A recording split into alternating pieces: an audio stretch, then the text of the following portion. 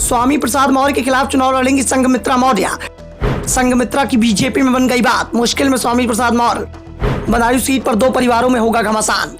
एक साल बाद लोकसभा चुनाव होने को हैं और लोकसभा चुनाव में उत्तर प्रदेश की बदायूं सीट पर जमकर घमासान मचने वाला है। दो परिवारों के बीच आमने सामने की लड़ाई भी हो सकती है और इसमें सबसे बड़ी आफत समाजवादी पार्टी के एमएलसी स्वामी प्रसाद मौर्य के सामने आती दिखाई दे रही है। एक साल पहले विधानसभा चुनाव से ठीक पहले स्वामी प्रसाद मौर्य ने बीजेपी को छोड़ दिया था। बीजेपी को पिछड़ा और दलित विरोधी बताया था। बीजेपी छोड़ने के बाद वो समाजवादी पार्टी में शामिल हो गए थे। समाजवादी पार्टी के टिकट पर विधानसभा का चुनाव भी लड़े थे लेकिन हार गए थे। बाद में अखिलेश यादव ने स्वामी प्रसाद मौर्य को एमएलसी बना दिया। स्वामी प्रसाद मौर्य के बाद उनकी बेटी संघमित्रा मौर्य की समाजवादी पार्टी में जाने की संभावनाएं भी जताई जा रही थी और संघमित्रा मौर्य के शुरुआती तेवर भी इसी बात की ओर संकेत भी दे रहे थे। लेकिन अब संघमित्रा मौर्य ने साफ कर दिया है कि वो कहीं नहीं जा रही हैं। बीजेपी में रहकर ही वो राजनीति की डगर पर आगे बढ़ने वाली हैं। संघमित्रा मौर्य के सोशल मीडिया अकाउंट भी इसी बात की ओर इशारा कर रहे हैं कि वो बीजेपी छोड़कर कहीं नहीं जा रही हैं। अपने पिता से अलग रहकर वो राजनीतिक पहचान बनाने की कोशिश में जुटी हुई हैं। संघमित्रा के बयानों में भी पिछले कुछ दिनों में अंतर देखने को मिल रहा है। कुछ दिनों पहले स्वामी प्रसाद मौर्य के रामचरितमानस पर की गई टिप्पणी के बाद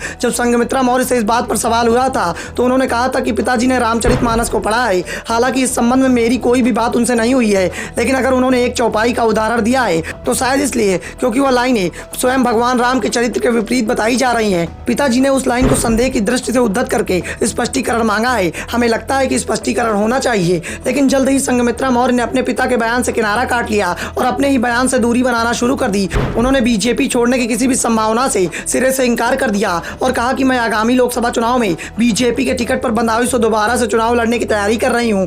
अगला लोकसभा चुनाव बदायूं से ही लड़ूंगी। बदायूं में हम लगातार बने हुए हैं और हम लगातार काम भी कर रहे हैं और अब जो तस्वीरें निकलकर सामने आ रही हैं वो ये बताने के लिए काफी है कि बदायूं से ही संघमित्रा मौर्य समाजवादी पार्टी के लिए बड़ी चुनौती बन सकती हैं। समाजवादी पार्टी के साथ साथ वो अपने पिता स्वामी प्रसाद मौर्य के लिए भी बड़ी चुनौती बन सकती हैं। इसकी गवाह बीजेपी की सांसद ने जो तस्वीरें साझा की वो खुद दे रही हैं। दरअसल उत्तर प्रदेश बीजेपी के प्रदेश अध्यक्ष भूपेंद्र चौधरी दिल्ली दौरे पर आए हुए थे। इस दौरान संघमित्रा और भूपेंद्र चौधरी की मुलाकात हुई। इस मुलाकात की तस्वीरों को संघमित्रा ने अपने ट्विटर अकाउंट पर साझा करते हुए लिखा कि आज यशस्वी प्रदेश अध्यक्ष आदरणीय श्री भूपेंद्र चौधरी जी भाई साहब का दिल्ली आवास पर आगमन हुआ। चाय के दौरान आगामी कार्यक्रमों के बारे में चर्चा वार्ता हुई।